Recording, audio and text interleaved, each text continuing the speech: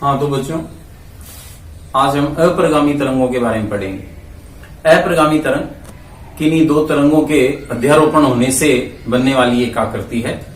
इसके लिए क्या कंडीशन होती है, इसके बारे में यदि बात करें तो यदि दो समान आयाम और समान आवर्ती की तरंगे विपरीत दिशा में एक ही रेखा के अनुदिश समान चाल से चलती हुई अध्यारोपित होती हैं तो इसके फलस्वरूप निर्मित तरंग को अप्रगामी तरंग, स्टैंडिंग वेव्स कहा जाता है। तो अप्रगामी तरंग के लिए जरूरी शर्तों की यदि मैं बात करूं तो समान आयाम, आवर्ती समान और चाल भी समान, तीनों चीजें समान होनी चाहिए। लेकिन तरंगे विपरीत दिशा में, एक यदि धनात्मक एक्स दिशा में जा रही है तो दूसरी ऋणात्मक एक्स दिशा में चले, अतः विपरीत दिशा में यदि अध्यारोपित हों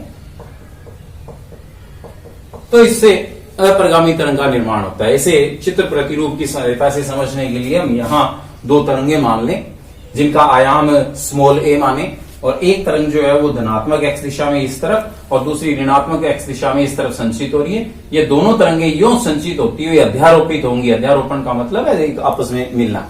तो ये दोनों तरंगे इस तरह से अध्यारोपित होंगी। अलग अलग समय पर उसकी वजह से क्या किस तरह की तरंग प्रतिरूप बनेगा या क्या घटना घटित होगी, इससे हम अप्रगामी तरंग को समझ सकते हैं। तो इसके लिए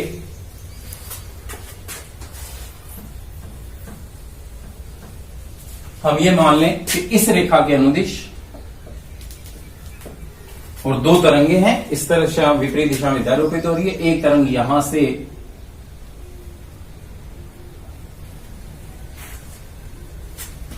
ये तरंग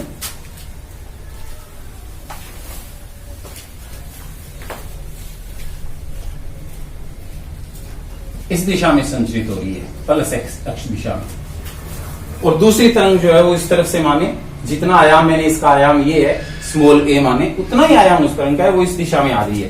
तो दूसरी तरंग मैं इस तरफ से लूं, इसके लिए मैं मान लूं कि वो दूसरी तरंग यहां से संचित होना शुरू हो रही है, और जहां ये तरंग x दिशा की ओर जा रही है वो तरंग ऋणात्मक x दिशा की ओर आ रही है। तो दूसरी तरंग इस जगह से शुरू होके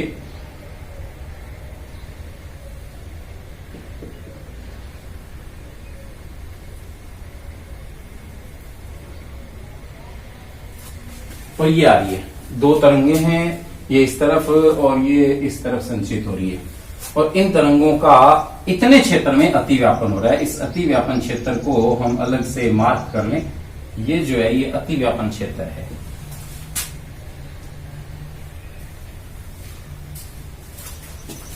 प्रारंभिक स्थिति ये है, दोनों तरंगों का आयाम स्मॉल a मान है। प्रारंभिक स्थिति है तो ये t बराबर 0 समय पर हमें स्थिति दिखाई दे रही है।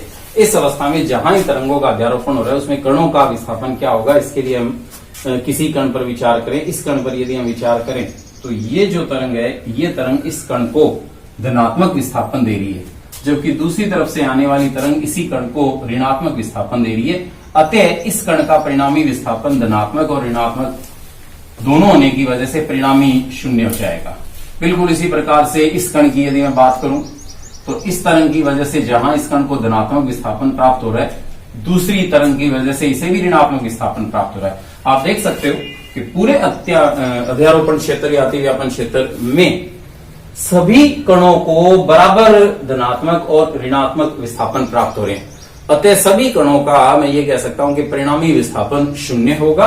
अतः इन दोनों तरंगों की वजह से परिणामी विस्थापन यदि शून्य के हिसाब से हम बात करें तो सभी कण इस स्थिति में होंगे, शून्य स्थिति में होंगे। लेकिन जैसे कि दोनों तरंगे संचित हो रही हैं, अतः कुछ समय के बाद ये तरंग प्रतिरूप, पहला तरंग जो है ये धनात्मक एक्स दिशा में, दूसरी तरंग ऋणात्मक एक्स दिशा में आगे बढ़ जाएगी। यदि इस तरंग की यहां से और यहां तक की बात करें तो ये एक कंपन है। इसका एक कंपन आगे बढ़ने में जो तरंग समय लेगी उसे आवर्तकाल कहते हैं। आवर्तकाल को कैपिटल टी, बड़े टी के द्वारा व्यक्त किया जाता है। यदि मैं समय का मान ले लूं टी बराबर एक आवर्तकाल का चौथा हिस्सा, टी बराबर टी बटा 4, तो जहां पूरे आवर्तकाल कैपिटल टी में ये तरंग एक कंपन आगे खिसके की बजाय टी बटा 4 समय में ये तरंग अपने पूरे कंपन का चौथाई हिस्सा आगे खिसक जाएगी। अतः में t बराबर t/4 पर हम देखना चाह रहे हैं कि अब परिणामी तरंग किस प्रकार की बनेगी। तो ये तरंग जो t बराबर t0 समय पर यहां है की बजाय इस समय पर ये तरंग कुछ आगे t/4 कंपन का चौथा हिस्सा आगे खिसक जाएगी। अतः t बराबर t/4 पर यह तरंग यहां की बजाय इतना आगे खिसक कर इस बिंदु के ठीक नीचे आ जाएगी। यहां मैं संचरण रेखा यदि लें अपने तो ये आ जाती है। अतः अब ये तरंग इस तरफ संचित हो रही है आवर्तकाल के चौथे हिस्से पर, इस बिंदु की बजाय यहां से शुरू होगी और यहां से शुरू होके ये तरंग यदि मैं आगे बनाऊं तो ऐसा इस तरंग का प्रतिरूप आ जाएगा। साथ ही साथ सभी स्थितियां सही लेने के लिए बीच बीच के जो हिस्से हैं इनको यहां मार्क कर लें अपने।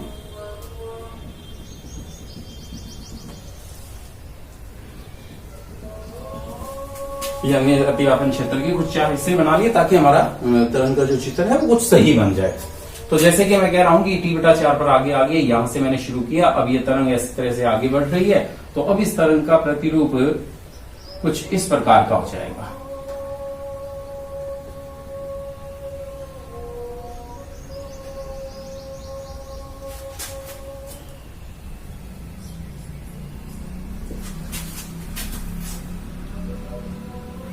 जहां इस स्थिति में ये तरंग इस बिंदु से शुरू होकर आगे बढ़ रही थी, अब ये तरंग इसकी बजाय ठीक इस बिंदु के नीचे बिल्कुल इसी प्रकार t बराबर t/2 समय पर लें, 1/4 हिस्सा और आगे। तो 1/4 हिस्से और आगे के लिए हम इस तरंग को 1/4 और आगे खिसका देंगे। यानी मैं अगला चित्र यदि बनाऊं तो ये तरंग इस जगह की बजाय t/4 और आगे यहां से शुरू करेंगे। यानी मैं इस तरंग को यहां से शुरू करूंगा, लेकिन उससे पहले t बराबर t/4 पर इस तरंग को दिखाया। दूसरी तरंग की बात करें तो ये तरंग जहां इस बिंदु पर थी t बराबर 0 समय पर, t बराबर t/4 समय पर यह तरंग इस बिंदु की बजाय यहां से आ जाएगी। अतः इसके ठीक नीचे मैं यहां आऊं और अब इस तरंग का प्रतिरूप जैसे कि ये बनाया था इस प्रकार से, पहले ऊपर की ओर फिर नीचे की ओर, यूं बिल्कुल वही प्रतिरूप इस बिंदु से यहां से बनाऊं। तो इस बिंदु से यहां से ऊपर की ओर प्रतिरूप बनाते हुए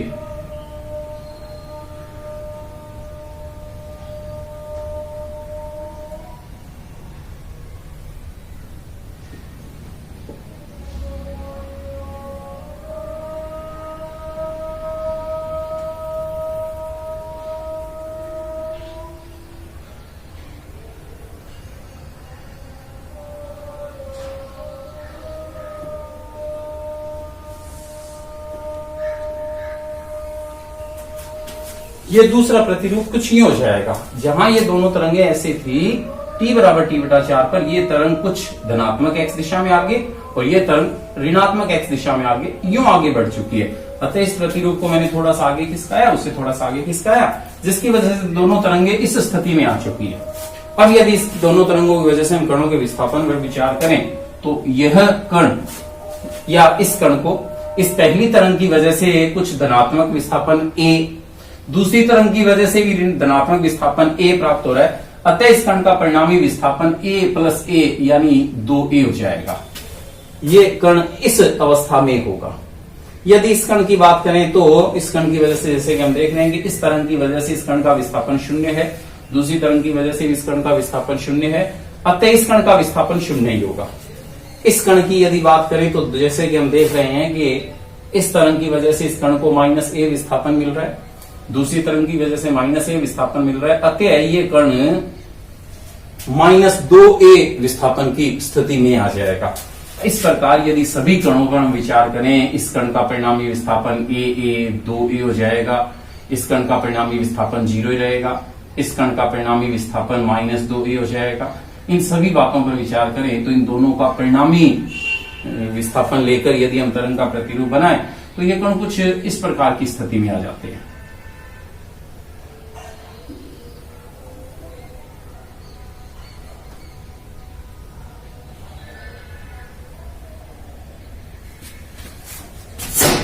इस प्रकार जहां प्रथम चित्र यानी d बराबर 0 समय पर सभी कणों का परिणामी विस्थापन 0 है, प्रत्येक कण को धनात्मक, ऋणात्मक, बराबर और विपरीत दिशा में विस्थापन मिल रहे हैं। की बजाय इस चित्र में हम देख सकते हैं t बराबर t बटा 4 समय पर आवर्तकाल के चौथे हिस्से समय पर कि अलग अलग कणों का विस्थापन अलग अलग है। इस कण का विस्थापन अधिकतम चल रहा है 2a, इस कण का विस्थापन भी अधिकतम है लेकिन ऋणात्मक है -2a, लेकिन इस कण की या इसकी या इनकी कणों की बात करूं तो ये शून्य स्थिति में चल रहे हैं। जैसे कि हम पहले मैं कह रहा था t बराबर t बटा 2 पर बात करें तो t बराबर t बटा 2 पर ये तरंग कुछ इधर और वो तरंग कुछ इधर और खिसक जाएगी। अतः इस तरंग को इस बिंदु की बजाय मैं यहां से शुरू करूं, यहां से शुरू करूं तो ये तरंग बिल्कुल इसी प्रतिरूप में आगे बढ़ाए तो यहां से शुरू होकर और ये तरंग कुछ यूं आगे चलेगी।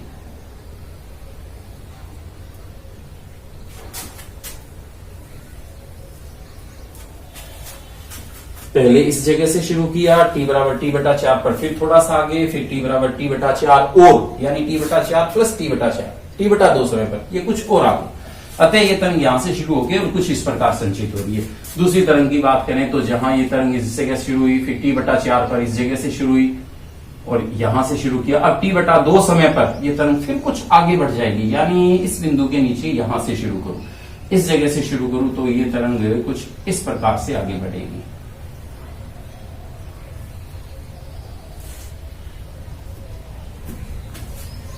इस प्रकार इस अतिव्यापन क्षेत्र में दोनों तरंगे कुछ इस प्रकार आ रही हैं।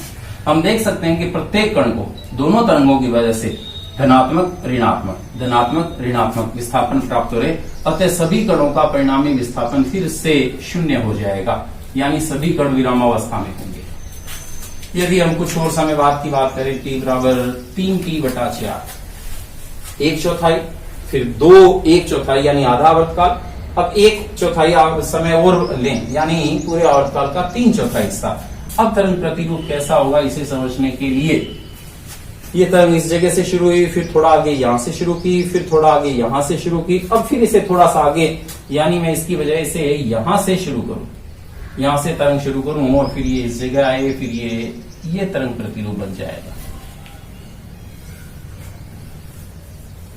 इसी प्रकार दूसरी तरंग जो इस तरफ संचित हो रही है, यहां से शुरू किया हमने ऊपर की ओर, फिर t बटा 4 समय पर थोड़ा बाईं ओर लाके इस जगह से शुरू किया ऊपर की ओर, फिर थोड़ा बाईं ओर लाके इस जगह से शुरू किया। तो अब इस तरंग प्रतिरूप को यहां से शुरू करें, थोड़ा बाईं लाके और फिर ऊपर की ओर, तो ये तरंग प्रतिरूप भी हमें कुछ इस प्रकार का प्राप्त होगा।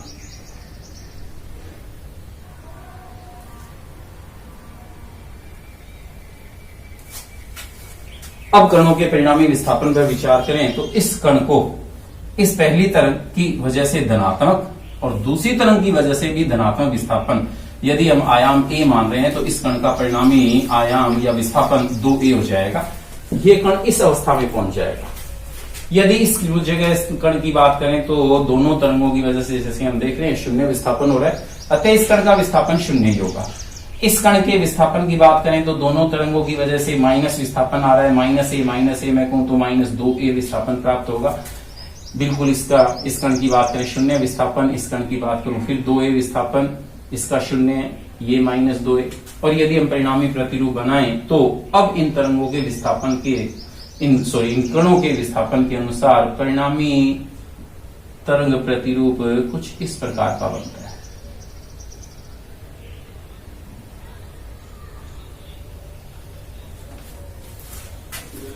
इस प्रकार ये परिणामी तरंग है। और यदि t बराबर 3t बटा 4 से 1/4 समय और लें यानी एक आवर्तकाल 3t बटा 4 प्लस t बटा 4 समय और ले लूं, यदि इसको हल करें तो ये t आ जाएगा 4t बटा 4 लघुत्तम लेकर t समय। तो यदि मैं t बराबर t समय पर बात करूं तो अब परिणामी प्रतिरूप बनाने के लिए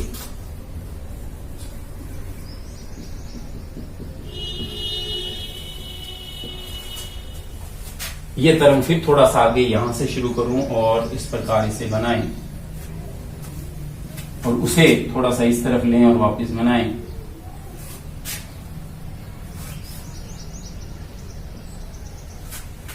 ये आ जाएगा। आप देख सकते हो कि सभी कणों का परिणामी सभी कणों का दोनों तरंगों की वजह से विस्थापन कुछ धनात्मक कुछ ऋणात्मक कुछ धनात्मक, अतः सभी कण पुनः शून्य स्थिति में आ जाएंगे। अतः सभी कण इस अवस्था में होंगे। अब यदि चारों सॉरी पांचों चित्रों को एक साथ समझे तो अलग अलग कणों का व्यवहार अलग अलग प्रकार का प्रदर्शित हो रहा है। यदि मैं सबसे पहले इस कण की बात करूं तो प्रथम चित्र में ये कण शून्य विस्थापन में है क्योंकि दोनों तरंगों की वजह से शून्य है। लेकिन दूसरी स्थिति में आके इस कण का विस्थापन शून्य नहीं, a माइनस 2a आ रहा है। इस स्थिति में फिर कण का विस्थापन शून्य है, लेकिन इस स्थिति में कण का विस्थापन प्लस 2a आ रहा है और फिर वापस शून्य आ रहा है। अतः इस जगह पर मौजूद कण कभी शून्य कभी अधिकतम विस्थापन 2a की स्थिति में होते हैं। अतः इस जगह जो कण है वो 2a आयाम के अनुसार ऊपर नीचे सरल आवर्त गति कर रहा है। यदि इस जगह वाले कण की बात करें तो प्रथम चित्र में इस कण का परिणामी विस्थापन शून्य है क्योंकि दोनों धनात्मक ऋणात्मक विस्थापन इसे मिल रहे हैं। दूसरे चित्र में इस कण का परिणामी विस्थापन शून्य है क्योंकि दोनों तरंगों की वजह से, इस तरंग की वजह से या उसकी वजह से इसका विस्थापन शून्य मिल रहा है। तीसरी स्थिति में फिर इस कण का विस्थापन शून्य है क्योंकि जितना धनात्मक उतना ऋणात्मक विस्थापन है। इस प्रकार ये कण, इस बिंदु पर मौजूद कण सभी चित्रों में शून्य विस्थापन की स्थिति में ही है। यदि इस कण की बात करें तो ये कण इस चित्र में शून्य विस्थापन, यहां प्लस 2a विस्थापन, या फिर शून्य, या माइनस 2a, या फिर शून्य। अब आप पूरे प्रतिरूप पे यदि नजर डालो तो हम देख सकते हैं कि कुछ कण जैसे कि ये इस जगह पर मौजूद कण सभी चित्रों में शून्य स्थिति में ही है।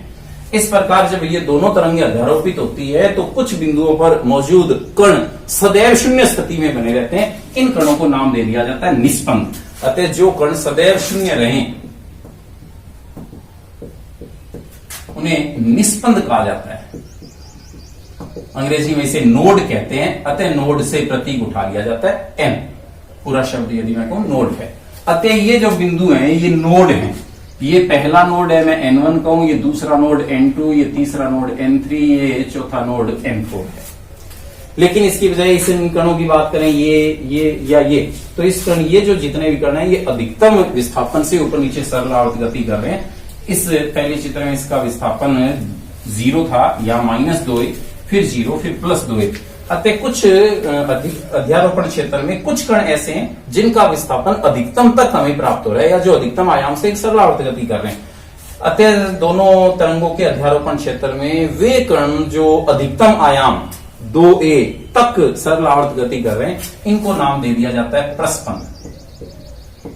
अतः प्रस्पंद वे बिंदु हैं जो अधिकतम आयाम से सरल आवर्त गति कर सकते हैं। इसे अंग्रेजी में एंटी नोड कहा जाता है। एंटी नोड से ए प्रतीक ले लें तो ये जो बिंदु हमें नजर आ रहे हैं ये एंटी नोड है। ये प्रथम एंटी नोड है, इसे मैं A1 कहूं, ये दूसरा A2, ये तीसरा एंटी नोड A3 है, ये चौथा A4 है, ये A5 है।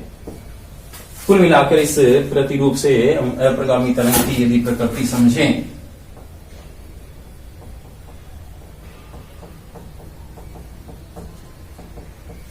तो अप्रगामी तरंग की वजह से जब कभी भी दो विपरीत दिशाई तरंगें अध्यारोपित होती हैं तो कुछ कण सदैव शून्य स्थिति में बने रहते हैं, उन बिंदुओं को निस्पंद कहा जाता है। कुछ कण अधिकतम आयाम से सरल आवर्त गति करते हैं, इन्हें प्रस्पंद कहा जाता है। शेष कण, यदि आप इनके बीच के कणों की बात करें तो ये कण यदि बीच का लूं तो ये इस स्थिति में तो शून्य स्थिति में है, धनात्मक ऋणात्मक, लेकिन इस अवस्था में दोनों की वजह से कुछ ऋणात्मक विस्थापन इसे प्राप्त हो रहा है, अधिकतम भी नहीं है। अतः प्रस्पंद और निस्पंद के अलावा जो बाकी कण होते हैं वो न शून्य और न अधिकतम आयाम से सरल आवर्त गति करते रहते हैं। यदि इनके निस्पंद और प्रस्पंदों के बीच की दूरी बात करें या कुछ अन्य विशेषताएं तो इस प्रथम चित्र से स्पष्ट है कि किन्हीं भी दो लगातार प्रस्पंदों के बीच कोई निस्पंद मौजूद है, किन्हीं दो लगातार निस्पंदों के बीच कोई प्रस्पंद मौजूद है। अतः अप्रगामी तरंग में निस्पंद प्रस्पंद सतत रूप से एकांतर क्रम में बनते हैं।